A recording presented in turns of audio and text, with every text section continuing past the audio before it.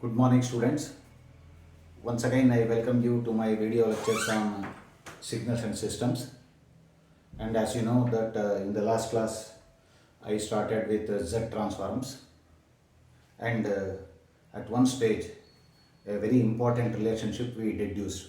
That is the relationship between Z transform and Laplace transform. Z transform is considered as extension of Laplace transform to cover discrete signals. So this is Z transform definition. You are given x of n, and on finding the Z transform, you are going to get x of z.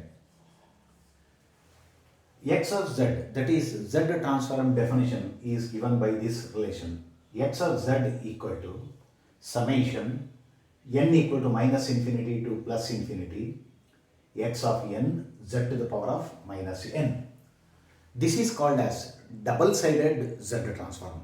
So in this chapter, most of the time we will be coming across two-sided Z transform, that is double-sided or two-sided Z transform, and only at the end we come across one-sided Z transform. What do you mean by two-sided? Two-sided means one side is from minus infinity to 0 and another side is 0 to infinity. So that is what two-sided or double-sided Z transform.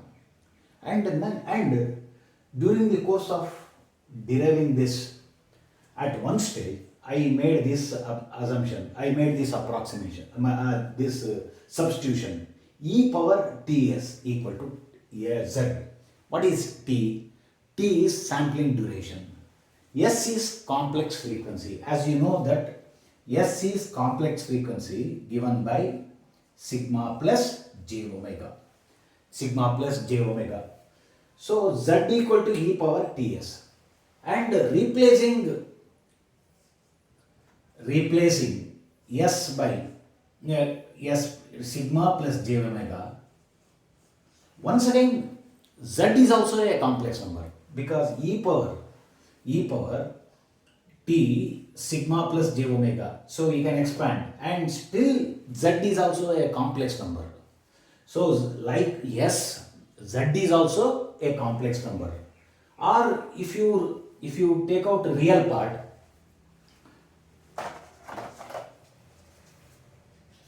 or if you retain only j omega, then z is equal to e power t j omega. So z, as you know that e power t j omega is of the form cos t omega plus j sin t omega. So z is also a complex number like yes, and z is a complex number, and this is what is called as Z-plane. This is what is called as Z, like a complex plane. So in the case of S, you had this as complex plane, sigma j omega. This is S plane. So like the S plane, this is also called as Z plane. So in this Z plane, you take any point and join with the origin, and it forms what is known as Z phasor. That Z phasor, and this is what is called as mod Z, that is length. So Z, this is what is called as mod Z, that is length of the Z phasor, and theta is inclination, and at what angle it is. So with respect to this horizontal axis, so it is at an angle theta. So when angle is measured in anti-clockwise direction, it is taken with plus sign. Therefore, this z is written as mod z angle theta. Mod z angle theta.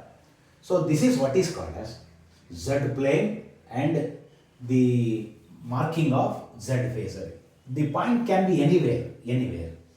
Now this is about Z. So like yes, Z is also a complex number. Now I will introduce a very important concept, what is known as region of convergence. Region of convergence.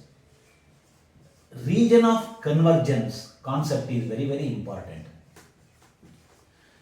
Region, what is the region of convergence? So during the course of Z transforms, we come across, very frequently we come across region of convergence. If this summation has to converge, the value of Z must be proper. The set of values for Z which satisfies this equation, that means which is responsible for the convergence, then that region is what is called as region of convergence. The set of values of Z for which the summation converges is what is known as region of convergence. For example, Z less than 1. Less than 1. Now you can mark this region of convergence on Z plane. Z less than 1 means, you imagine, as I said, mod Z is magnitude. You imagine a magnitude of 1. That means, for example, this is magnitude of 1. Imagine a circle. Imagine a circle of unit radius. So this is a circle of unit radius. Z less than 1 means any point inside this circle is what is called as region of convergence. It can be here, here, here, here, anywhere. So imagine a circle of unit radius. Z less than 1 means any point inside this circle of unit radius is what is called as region of convergence. Sometimes you can come across region of convergence as Z greater than 1. If region of convergence is greater than 1 means the Z values will be outside this circle.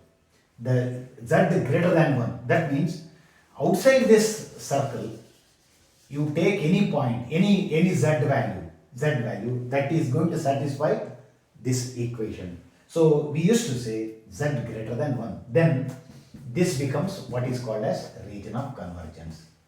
Or sometimes you come across region of convergence like this: 1 less than Z less than 2. That means between 1 and 2. Between 1 and 2. That is, imagine two concentric circles. One of radius 1. Another one of radius 2. One of radius 1, another of radius 2. 1 less than Z less than 2 means this annular portion. 1 less than Z less than 2. This annular portion is what is called as region of convergence. And the region of convergence has got its own properties, which I am going to take up in the next class. Thank you.